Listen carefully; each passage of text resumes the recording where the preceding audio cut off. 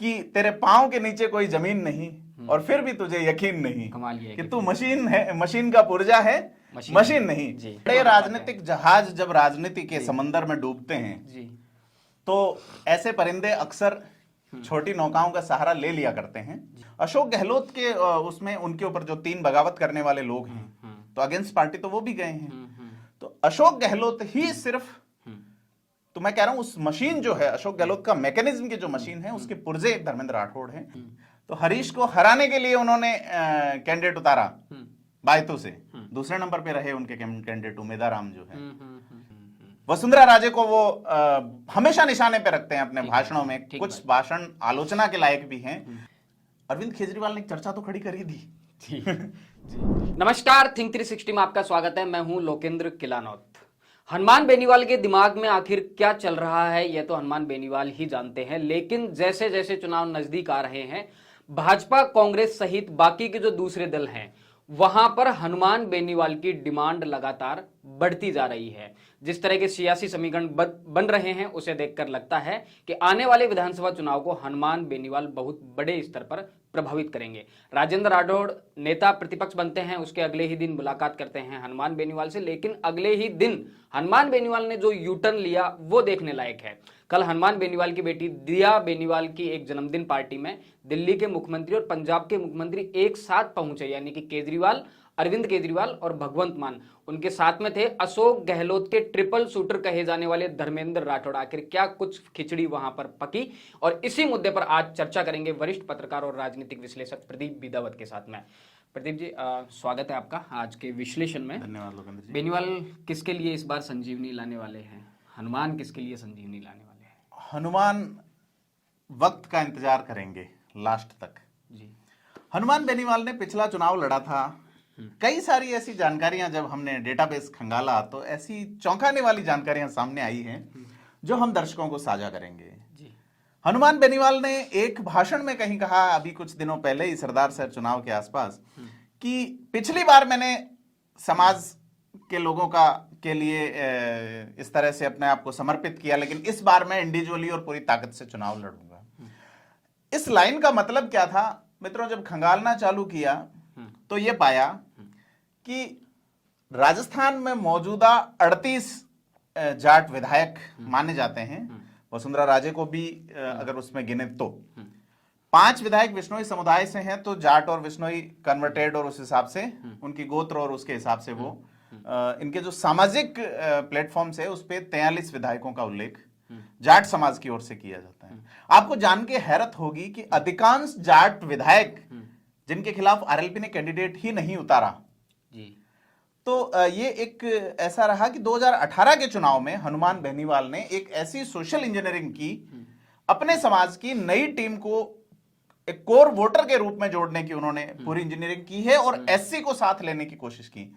आपको फिर जान के हैरत होगी कि आरएलपी ने 58 सीटों पे चुनाव लड़ा था, उसमें से 3 सीटें उन्होंने जीती, जिसमें से 2 एससी की। इन 3 के अलावा 2 पे उन्होंने दूसरा नंबर हासिल किया, उसमें से 1 एससी की है। तो एससी कम्युनिटी में एक बड़ा प्रभाव हनुमान बेनीवाल ये विश्वास दिलाने में सफल रहे हैं कि हम आपके साथ हैं। ठीक है। इसको इस नजर से देखा जा सकता है कि उन्होंने पार्टी खड़ी कर ली। जाति का जो वोट है उसमें जाति के जो कैंडिडेट रहे हैं, भले ही वो किसी पार्टी से रहे हैं, हनुमान बेनीवाल ने 2018 के चुनाव में उनका साथ दिया है। केजरीवाल का जाना, भगवंत मान का जाना, चाहे वहां पे धर्मेंद्र राठौड़ का जाना, ये एक निजी कार्यक्रम था बर्थडे का जिसमें अक्सर लोग जाते हैं। लेकिन इसको अगर राजनीतिक समीकरणों से देखा जाए तो आम आदमी पार्टी गठबंधन जैसी चूक नहीं करेगी, क्योंकि वो एक राष्ट्रीय स्तर की पार्टी बनने जा रही है, एलिजिबिलिटी हासिल कर चुकी है, लेकिन अभी तक चुनाव आयोग ने उसे राष्ट्रीय पार्टी का दर्जा नहीं दिया है। ठीक बात। 2 राज्यों में उनकी सरकार है, उनके राज्यसभा में बहुत सारे सांसद हैं, उनके बहुत सारे विधायक हैं, जो एलिजिबिलिटी एक राष्ट्रीय पार्टी की होनी चाहिए वो पूरी कर चुकी हैं। अब आपको जान के हैरत होगी कि जो परसेंटेज ऑफ परफॉर्मेंस देखें जी, तो हनुमान बेनीवाल की पार्टी आरएलपी से परसेंटेज ऑफ परफॉर्मेंस में कहीं बेहतर रही है बीटीपी। तो बीटीपी ने 2 सीटें जीती है, 1 सीट पे वो सेकंड नंबर रही है। ट्राइबल एरिया में उन्होंने कुल जो सीटों पे चुनाव लड़ा वो उसकी संख्या 11 थी, जिसमें से 2 जीती और 1 सेकंड नंबर पे रहे जी। और उसमें उन्होंने जो टोटल जो वोट थे उन विधानसभाओं में जहां उनकी टीम लड़ी थी वहां के करीब 13.5% वोट जो है वो बीटीपी ने हासिल किए जी। हैं। लेकिन हनुमान बेनीवाल की पार्टी 8.24% ही वोट ले पाती। हनुमान बेनीवाल ने ऐसा नहीं है कि किसी भी जाट प्रत्याशी के खिलाफ कैंडिडेट नहीं उतारा, उन्होंने मुकेश भाकर के खिलाफ कैंडिडेट उतारा। मुकेश भाकर कल उस पार्टी में मौजूद थे। आप प्रो सचिन पायलट माने जाते हैं, सचिन पायलट के लिए हर मोर्चे पर मुखर रहते हैं। 58 में से 48 सीटें ऐसी रही, 10 सीटें आरएलपी के लिए जहां उनके प्रत्याशियों की जमानत जब्त हुई है। उन्होंने 3 सीटें जीत ली और 7 सीटों पे बेहतरीन परफॉर्मेंस किया है। मैंने बताया दूसरे नंबर पे आपका बायतू रहे, दूसरे नंबर पे जहां से मंजू देवी जीत के आई हैं जायल, तो उनके प्रत्याशी एससी से जो थे जी। तो वो भी। तीसरे नंबर वाली सीट में जगन्नाथ बुर्डक को उन्होंने उतारा था जो लाडनू सीट से। अब और उनका जो वोटिंग शेयरिंग था वो करीब 12-12.5% वोट जगन्नाथ बुर्डक ले गए और चुनाव का अंतर सिर्फ 2% ही रहा। वो चुनाव मुकेश भाकर हारने की कगार पर थे जी। तो एक बड़े वोट बैंक को आरएलपी प्रभावित कर रही है। मुकेश भाकर को अशोक गहलोत की टीम अगर उनका टिकट काट देती है तो निश्चित तौर पे आपको लगता ये जान के हैरत नहीं होगी कि मुकेश भाकर को हनुमान बेनीवाल सपोर्ट करें। हनुमान बेनीवाल ने एक बड़ा जबरदस्त मैकेनिज्म रचा 2018 के चुनाव में। आपको जान के हैरत होगी कि उन्होंने जब पुष्कर में कैंडिडेट उतारा तो नसीम अख्तर इंसाफ हार गई कांग्रेस का चुनाव, उनका कैंडिडेट ने वोट ले आता है कि इसी तरह से नागौर सीट जो है वो 1998 में आखिरी बार हरेंद्र बिरदा जीते थे, उसके बाद जाट वहां जीत नहीं रहे थे। तो 20 साल बाद हनुमान बेनीवाल का ही मैकेनिज्म रहा कि उन्होंने मुस्लिम कैंडिडेट को नागौर में आरएलपी से टिकट दिया और माहौल ऐसा खराब हुआ कि हबीबुर रहमान रह गए। और इस मैकेनिज्म से हनुमान बेनीवाल ने बड़ा माइंड सेट के साथ गेम खेला। दूसरी आपने बात की धर्मेंद्र राठौड़ की। धर्मेंद्र राठौड़ जो है एक जबरदस्त शायर हुए हैं दुष्यंत कुमार जी कि अजब तो ये है कि तेरे पांव के नीचे कोई जमीन नहीं और फिर भी तुझे यकीन नहीं कि तू मशीन है, मशीन का पुर्जा है, मशीन नहीं जी। तो धर्मेंद्र राठौड़ कोशिश कर रहे हैं मशीन बनने की जी। लेकिन उनका अगर रिकॉर्ड देखें इलेक्शन वाला, वो इलेक्शन के बाद और वो चाणक्य मुझे लगता है भारतीय व्यवस्था में अगर खुद चुनाव लड़ते तो शायद नहीं जीत पाते। आप ये देखिए लोकतांत्रिक व्यवस्था बनाने वाले बाबा साहब अंबेडकर को लोगों ने चुनाव नहीं जीतने दिया। तो फिर धर्मेंद्र राठौड़ अगर कोशिश कर रहे हैं कि वो पुष्कर या अजमेर में कहीं से सेट हो जाए तो मुश्किल है, क्योंकि बानसूर में वो बुरी तरह नकारे गए थे 2003 में। 9-9.5 वोट आए। हालांकि उन्होंने रोहिताश कुमार शर्मा जो कि परिवहन मंत्री रह चुके थे पहले भैरव सिंह शेखावत की सरकार में, उनको हराने के लिए ही वो खड़े हुए थे। कर्मचारी नेता थे, फिर अशोक गहलोत के खेमे में चले गए और बाद में अशोक गहलोत उन्हें उपकृत भी करते रहे हैं। लेकिन अब चूंकि धर्मेंद्र राठौड़ को भी कहीं ना कहीं डर है कि अगर कांग्रेस एक बड़ी कार्रवाई करती है, अशोक गहलोत अगर मान लीजिए वापस सरकार में नहीं आ पाते तो अशोक गहलोत का तो एक ऑरा है, एक डिग्निटी है, पूर्व मुख्यमंत्री हैं, लेकिन धर्मेंद्र राठौड़ कैसे सरवाइव करेंगे? दूसरा ये भी सवाल है कि अशोक गहलोत की सदारत में कांग्रेस में उनके पत्तर तैरते हैं। राजस्थान कांग्रेस में उन्हें ट्रिपल शूटर कहा जाता है, मुख्यमंत्री का सबसे भरोसेमंद कहा जाता है। दूसरी तरफ इस तरह की चर्चाएं चलती हैं कि मुख्यमंत्री अशोक गहलोत राजस्थान में अपनी अंतिम पारी खेल रहे हैं। ऐसे में धर्मेंद्र राठौड़ के सामने संकट यह है कि मुख्यमंत्री का अपना एक ओहरा है अशोक गहलोत का, तो अशोक गहलोत जब अपनी अंतिम पारी खेल रहे हैं तो उसके बाद में धर्मेंद्र राठौड़ जैसे ट्रिपल शूटर का क्या होगा? तो वो कहीं ना कहीं पॉलिटिकली बड़े राजनीतिक जहाज जब राजनीति के समंदर में डूबते हैं जी, तो ऐसे परिंदे अक्सर छोटी नौकाओं का सहारा ले लिया करते हैं जी। तो हनुमान बेनीवाल वो छोटी, मैं ये नहीं कह रहा, लेकिन धर्मेंद्र राठौड़ का जो इंटरनल मैकेनिज्म चल रहा है कि उनके ससुराल फैमिली से एक व्यक्ति जो है वो भारतीय जनता पार्टी से टिकट मांग रहा है, वो लगातार कोशिशों में भी जुटे हुए हैं। धर्मेंद्र राठौड़ जो है वो पूरा ट्राई कर रहे हैं कि सभी से समीकरण बिठा के चला जाए कि सरकार और व्यवस्था नहीं रहे, क्योंकि ऐसा सुनने में आ रहा है कई तरीके का कि कई सारी बातें उनके जो आरटीडीसी हैं वहां से चल रही हैं। पता नहीं क्या है सच है जिसको यहाँ ऑन कैमरा बोलना ठीक नहीं है। अंतिम सच यही है कि धर्मेंद्र राठौड़ इस बार कहीं ना कहीं पॉलिटिकली सेट होना चाहते हैं और ग्राउंड पॉलिटिक्स में उतरना चाहते हैं। नहीं, वो तो मैं आपको बता चुका कि उनको जो और उसके लिए उन्हें किसी से भी जोड़, उन्होंने 2003 में चुनाव लड़ा था। मैं बता रहा हूँ 2003 में तीसरे चौथे नंबर वाले की वैल्यू हुआ करती थी निश्चित तौर पे। लेकिन आपको जान के हैरत होगी कि 2018 के चुनाव में अधिकांश जगह तीसरे चौथे पांचवें नंबर पे नोटा रहा है। तो उस दौर में अगर होता तो हो सकता है लोगों के पास इनसे बेहतर विकल्प नोटा होता। जी। तो यह क्लियर है कि धर्मेंद्र राठौड़ की जमीनी पकड़ कहीं के वोटर्स में भी नहीं है। अगर अशोक गहलोत का उनके ऊपर स्टाम्प नहीं है तो फिर धर्मेंद्र राठौड़ अच्छा पॉलिटिक्स जानते हैं, मैनेजमेंट का माहिर बिल्कुल आदमी बिल्कुल। मानते हैं। अशोक गहलोत जो जादू के खेल रचते हैं उसमें जो बैकड्रॉप हैं जी जी। वो धर्मेंद्र राठौड़ ही संभालते हैं निश्चित तौर पे। लेकिन यह बात तय मानिए कि धर्मेंद्र राठौड़ जो है वो अपने दम पे अपनी एक इंडिविजुअल आइडेंटिटी कभी रखते थे कर्मचारी नेता के नाम पे, लेकिन जैसे ही वो कर्मचारियों को छोड़ के किसी पार्टी नेता के पाले में आ गए, वो पार्टी के भी नहीं है अशोक गहलोत के। जी बिल्कुल। अशोक गहलोत के उसमें उनके ऊपर जो 3 बगावत करने वाले लोग हैं तो अगेंस्ट पार्टी तो वो भी गए हैं। तो अशोक गहलोत ही सिर्फ, तो मैं कह रहा हूं उस मशीन जो है अशोक गहलोत का मैकेनिज्म की जो मशीन है उसके पुर्जे धर्मेंद्र राठौड़ हैं।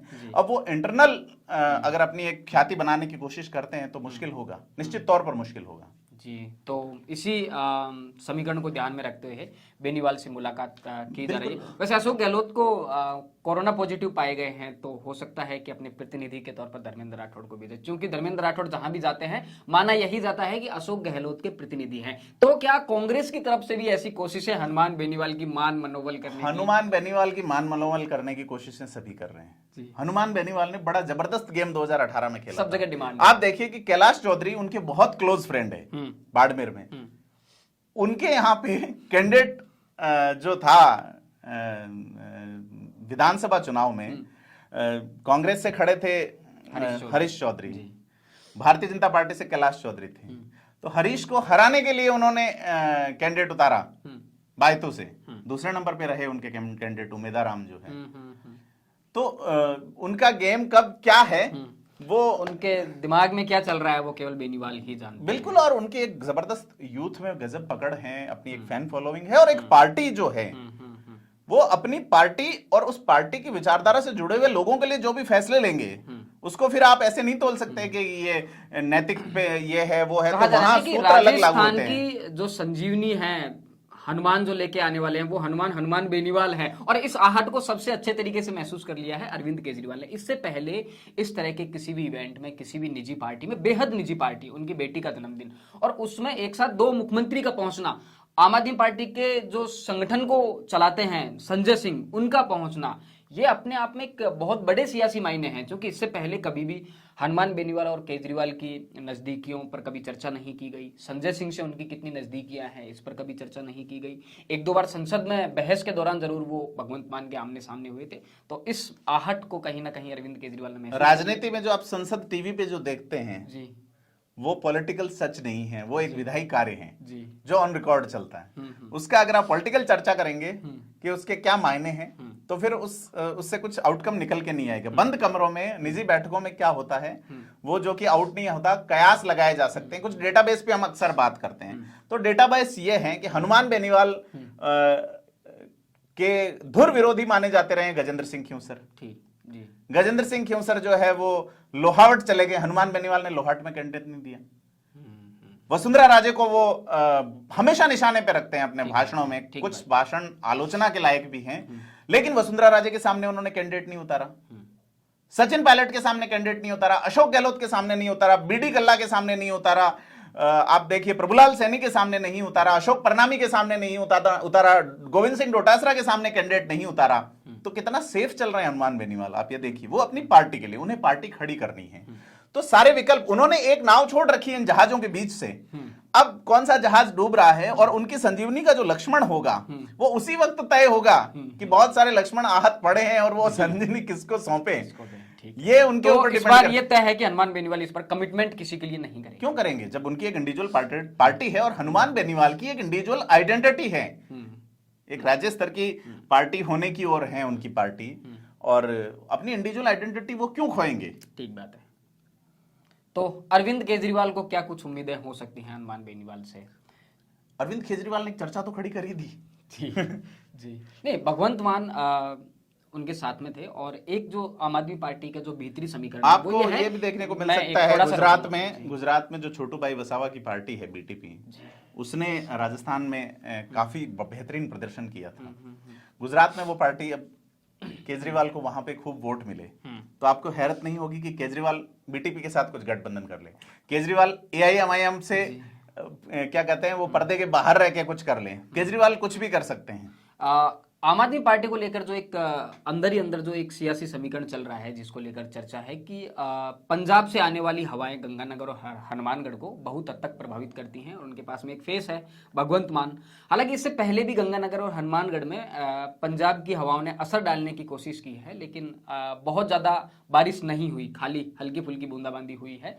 तो शायद हनुमान बेनीवाल उस क्षेत्र में केजरीवाल के कहीं काम आ जाए। गंगानगर हनुमानगढ़ का जो एरिया है, उसकी अगर आप हिस्ट्री देखें तो इसका बहुत सारा इलाका पहले पंजाब में था, गंगानगर का, खास करके गंगानगर का। और हरियाणा में जो सिरसा एलनाबाद का जो इलाका है, ये राजस्थान में हुआ करता, मतलब बीकानेर रियासत का हिस्सा था। तो महाराजा गंगा सिंह जब गंग नहर लेके आए तो नहर आ गई, लेकिन लोगों को नहर यानी सरफेस वाटर से सिंचाई करना नहीं आता था। तो एक समझौता हुआ पंजाब के जो महाराजा थे उनके साथ और गंगा सिंह के साथ। इन्होंने करीब 50-52 गांव पंजाब में दिए। उस समय हरियाणा तो 66 में जाते हुए बना है, और उन्होंने तो वो जो गंगानगर है वो एक मिनी पंजाब है। ठीक बात है। तो आप मान के चलना कि आम आदमी पार्टी निश्चित तौर पे, और एक बतौर नेशनल पार्टी चुनाव लड़ेगी, दिसंबर तक उसे दर्जा मिल जाएगा, तो उसे फाइनेंस का संकट नहीं रहेगा, उसको ये जो आपके बॉन्ड होते हैं, इलेक्ट्रल बॉन्ड का संकट नहीं रहेगा, उसका हर बूथ पे कैंडिडेट का, प्रत्याशी का वो जो एजेंट होता है वो बैठ सकेगा, उसे चुनाव सामग्री फ्री मिलेगी, उसका वोटर लिस्ट में जो वोटर ईवीएम है उसमें नाम ऊपर आएगा, तो ये सारा फायदा मिलेगा। 2 ट्रिपल शूटर की बात करते हैं कि अशोक गहलोत के ट्रिपल शूटर धर्मेंद्र राठौड़ वहां मौजूद थे, और सबसे बड़ी बात सचिन पायलट के जो सबसे खास माने जाते हैं, जिन्हें ट्रिपल शूटर आप कह सकते हैं, मुकेश भाकर, जो सचिन पायलट के लिए बहुत ज्यादा इमोशनल है, हर मोर्चे पर लड़ने के लिए तैयार रहते हैं। 2 बड़े नेताओं के 2 ट्रिपल शूटर, अक्सर दुआ सलाम तो हो ही जाती है, क्या कुछ बात हुई होगी? और एक और समीकरण, पिछली बार मुकेश भाकर के खिलाफ हनुमान बेनीवाल कैंडिडेट उतारते हैं, उसके बाद में ये खबरें आई हैं कि उनमें जो रिश्तों में जो जमी बर्फ थी बेनीवाल और भाकर की, वो अब पिघल चुकी है। तो भाकर भी पहुंचते हैं इधर से। बात तो मुझे नहीं लगता। मैं जो आपको क्या मुकेश भाकर कहीं ना कहीं सचिन पायलट से छिटक रहे हैं, या फिर धर्मेंद्र राठौड़ अशोक गहलोत से छिटक? नहीं, ऐसा नहीं है जी, ऐसा लग नहीं रहा, क्योंकि कल आप जो कह रहे हो कोई बात हुई होगी, तो मुझे नहीं लगता, क्योंकि 3-4 घंटे का, 5 घंटे का अगर टाइम है और उसमें 2 चीफ मिनिस्टर हैं, तो हनुमान बेनीवाल से बात करने के लिए मुकेश भाकर को इतने दूर जाने की जरूरत भी नहीं है। तो वो एक कर्टसी मीटिंग थी, और ये है कि हमारे संबंध दुश्मनी के स्तर पे नहीं है, राजनीतिक चुनाव अपनी जगह है, विचारधारा अपनी जगह है, और ये एक कर्टसी मीटिंग थी बेसिकली देखा जाए तो। और उसमें उस मीटिंग से ही मैसेज दिया जाता है। तो आप जो कह रहे हो क्या बात हुई होगी, वो बात वाली स्थिति नहीं है। सचिन पायलट को लेके कहा जा रहा है कि अगर इस महीने में कोई कांग्रेस उनके लिए कोई बड़ा फैसला नहीं लेती है, जैसे कि एक फॉर्मूला सुझाया गया मल्लिकार्जुन खड़गे की ओर से कि पायलट को प्रदेशाध्यक्ष बना दिया जाए, लेकिन गहलोत इस पे राजी नहीं है। फिर पायलट को ऐसा कुछ संगठन में जगह दी जाए तो उसके लिए पायलट राजी नहीं है। तो कुल मिला के जो राइवल है राजस्थान में, अशोक गहलोत वर्सेस सचिन पायलट, ये चल रहा है और ये चलता रहेगा चुनाव तक, और कांग्रेस इसका बड़ा नुकसान उठाएगी। बेनीवाल तो सचिन पायलट को लेकर भी काफी सकारात्मक बयान देते हैं, जबकि अशोक गहलोत पर हमलावर रहते हैं। उन्होंने कहा है बेनीवाल ने काफी बार कि सचिन पायलट किसान के बेटे हैं, मतलब कभी भी नकारात्मक वो सचिन पायलट को लेकर हनुमान बेनीवाल ने तो किरोड़ी लाल मीणा के लिए भी नहीं कहा, हनुमान बेनीवाल ने तो राजेंद्र राठौड़ के लिए नहीं कहा। नहीं, राजेंद्र राठौड़ को क्यों नहीं कहा? क्योंकि उनको पता है कि बिना किसी पार्टी या बिना किसी सिंबल के भी ये लोग जो हैं ये वोट खींचने की ताकत रखते हैं। बाकी जो चेहरे हैं राजस्थान में, उनमें यह है कि वो किसान रैली निकालने गए सचिन पायलट, हजारों की संख्या में भीड़ जुटा ली। कांग्रेस पूरी सरकार जुट के और प्रदर्शन कर रही है, उतनी भीड़ नहीं जुट पा रही है। पूरा सरकारी सिस्टम लग रहा है, जनता का पैसा लग रहा है, लोग नहीं आ रहे हैं। इवन राहुल गांधी की रैली कराने के लिए तो कितने बड़े रिसोर्सेज लगे।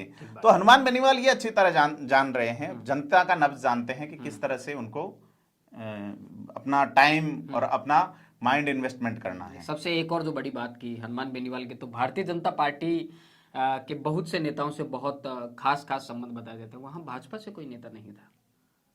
अब वो तो क्या बता सकते हैं जी, जबकि उससे एक दिन पहले वो राजेंद्र राठौड़ से मिलते हैं, ओम बिड़ला से मिलते हैं, राठौड़ से उनके संबंध बहुत अच्छे बताए जाते हैं।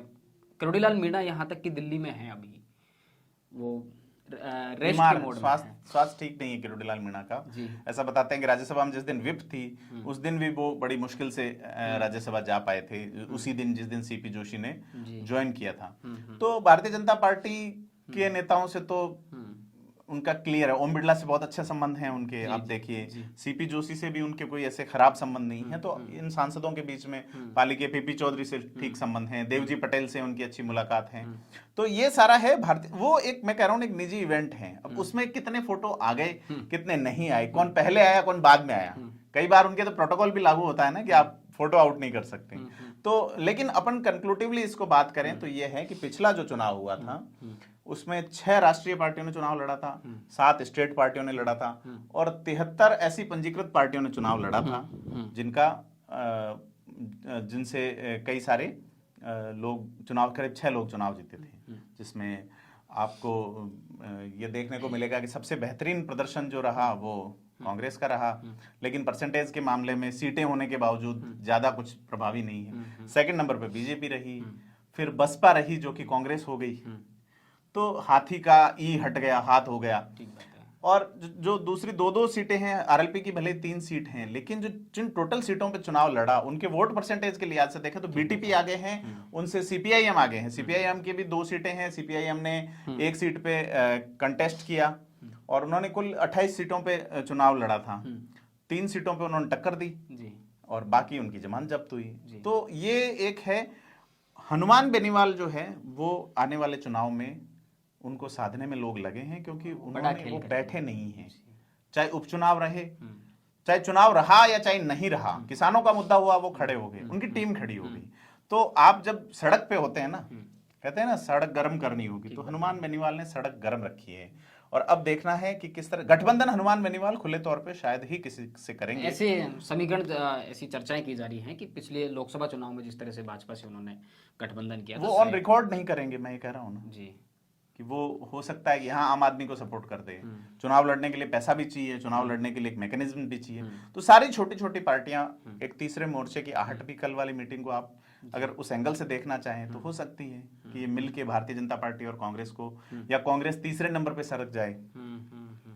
12-13 एमएलए निर्दलीय अभी हैं, ठीक बात है। और अगर फॉर्च्यूनर वाला दावा सही होता है जो कि राजेंद्र गुड्डा अभी भी कर रहे हैं, राजेंद्र राठौड़ ने भी कह दिया, फिर सीपी जोशी ने भी उस झंडे को उठा लिया है, तो निश्चित तौर पर एक बड़ा बदलाव आपको देखने को हो सकता है। राजस्थान में आपको याद होगा जब ये इलेक्शन हुआ था, भैरव सिंह शेखावत 90 में सीएम बने थे, तो कांग्रेस तीसरे नंबर पे थी, जनता दल और जो बीजेपी थी उनकी मिलीजुली सरकार थी। तो ये उसके बाद कोई तीसरा गठबंधन जैसा नजर नहीं के कोई कमिटमेंट हनुमान बेनीवाल नहीं करने वाले हैं अभी की स्थिति में। फिर देखते हैं, अभी तो टाइम बहुत पड़ा है चुनाव में, और देखो वो किसके लिए संजीवनी लेकर आते हैं राजस्थान के हनुमान। तो ये का बड़ा मुद्दा होगा राजस्थान। वो ये कह रहे हैं कि संजीवनी मेरे पास है जी और मैं ही लाऊंगा जी, लेकिन देनी किसको है लक्ष्मण वो कौन होगा, वो तय करना है, वो बाद में तय किया जाएगा। उनकी ओर से तो वो हनुमान वही तय है। फिर देखना है क्या सचिन पायलट क्या करते हैं, किरोड़ी मीना क्या करते हैं। लक्ष्मण बनने वाले लोगों की लाइन भी काफी लंबी है। बिल्कुल जी है, लेकिन आप ये देखिए लोगों की लाइन क्या, सतीश पूनिया कोशिश कर रहे थे कि उन्हें किसी तरह से। बेनीवाल के साथ में दिक्कत ये भी है कि बेनीवाल का कोई राम नहीं है जो उन्हें आदेश करे, वो खुद ही डिसाइडिंग पर्सन है हर मामले में। जी जी, ये एक सबसे बड़ी बात है। तो जैसे ही राजस्थान के सियासी समीकरण बदले और हनुमान बेनीवाल के घर पर एक पार्टी, उसमें केजरीवाल का पहुंचना, भगवंत मान का पहुंचना, धर्मेंद्र राठौड़ का पहुंचना कहीं ना कहीं अलग अलग सियासी समीकरणों को जन्म दे रहा है। कल जैसे ही सियासत का मौसम बदलेगा आपके साथ फिर से चर्चा में जुड़ेंगे। राजस्थान से जुड़े तमाम मुद्दों को जानने और समझने के लिए जुड़े रहिए थिंक 360 के साथ। धन्यवाद।